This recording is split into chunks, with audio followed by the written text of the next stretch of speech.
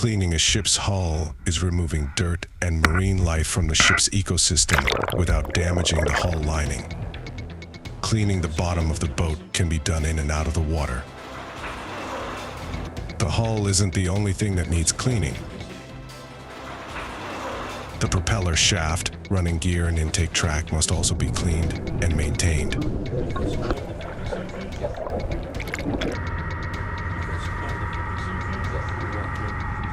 If not addressed, violations can become a real obstacle. Formerly known as biofouling, ship fouling is the accumulation of marine life on the hull.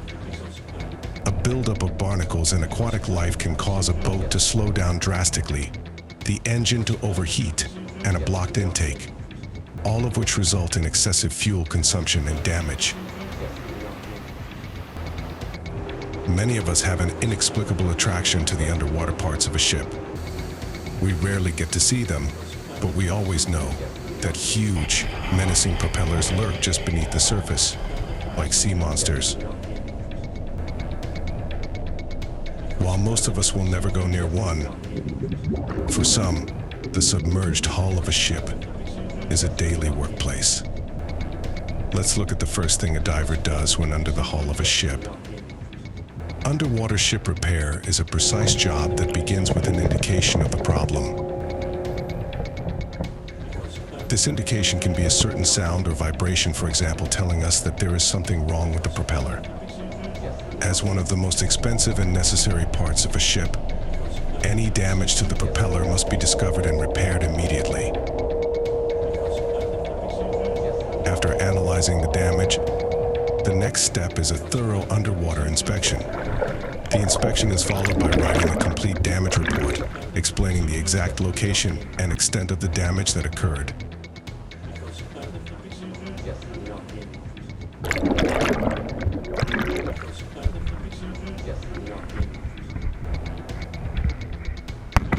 We also often ask, why are repairs underwater and not dry dock?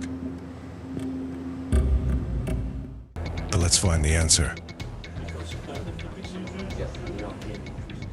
Getting a ship into a dry dock can be very expensive and time-consuming. The ship had to be dismantled, taken to dry dock, repaired, and then refloated. If a dry dock is not currently available, there is additional waiting time before work can begin. These lengthy procedures take up valuable time from a ship's sailing schedule, costing shipping companies money. At the same time, if the ship suffers obvious damage, it is very important to repair it as soon as possible. For example, a damaged propeller can cause vibration, secondary cavitation, and additional load on the engine, all of which ultimately result in increased fuel consumption. Even a bend in just one blade can cause an imbalance in the pressure distribution on the propeller, causing excessive load on the engine. That is why underwater ship repair in most cases is optimal. This is a cost-effective method that allows ships to continue loading operations in port so they can sail on time. Underwater repairs are critical because even if the damage doesn't have any impact on your boat at the time, it can produce so much secondary cavitation in your rudder later that the cost of repairing the initial damage is only a fraction. Costs you will incur later in the dry dock.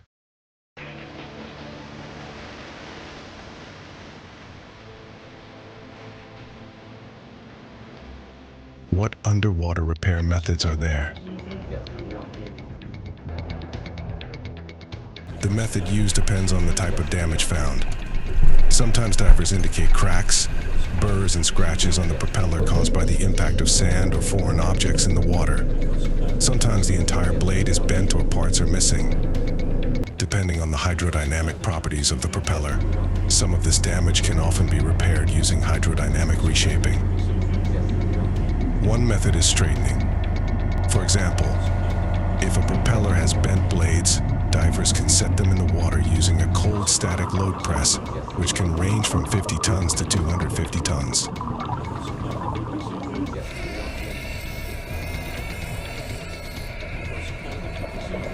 In cases like this, straightening is no longer an option. Workers weld the missing parts to correct the imbalance. If they don't have time to weld a new tip or blade, they can do the cutting. If it has a controllable propeller, workers remove the entire blade and repair it metallurgically on land if time permits. Other times, workers removed the entire propeller while the ship was in the water, repaired it in a repair shop, and then reinstalled it. In addition to propeller and thruster repairs, they can also perform underwater metallurgical welding and ship hull repairs. They had to install special cofferdams around the damaged hull plating, providing a dry environment, and then they cut out the damaged armor plating and replaced it with new ones. There are different cofferdams to suit different types of ship hulls. What is the most difficult part about working underwater compared to working on land?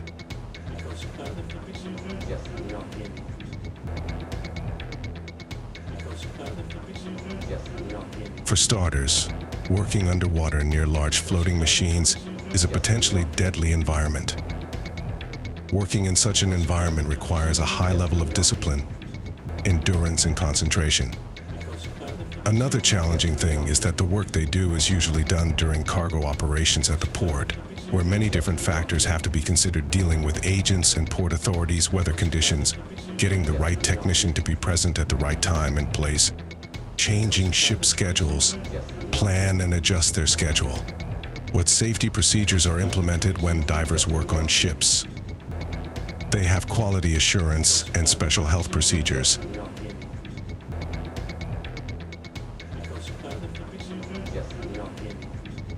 First and foremost, safety starts with oneself and a common goal. Ship repairs are never worth a person's life. Secondly, the whole thing is a very procedural job, so there are a lot of safety regulations on the plane and also in the house that are implemented, and they adhere to them strictly. In addition, diving is a highly regulated job, and before they can become divers, they have to pass a diving course worth $50,000 a year. What does it take to be a successful ship repair diver? This is not a simple job, but difficult, to which they have to devote a lot of time. To perform well, they need to be very fit, both mentally and physically. Sometimes they are called on an urgent job in the middle of the night, and they have to be prepared to leave bed, run outside, and do what needs to be done. Some of their operations took up to 40 hours without a break, and they had to finish them on time because the ship had to leave. They have both male and female divers, all of whom perform very well in their jobs. To be successful, you have to be passionate and put your heart into it to succeed. You should never take any job for granted.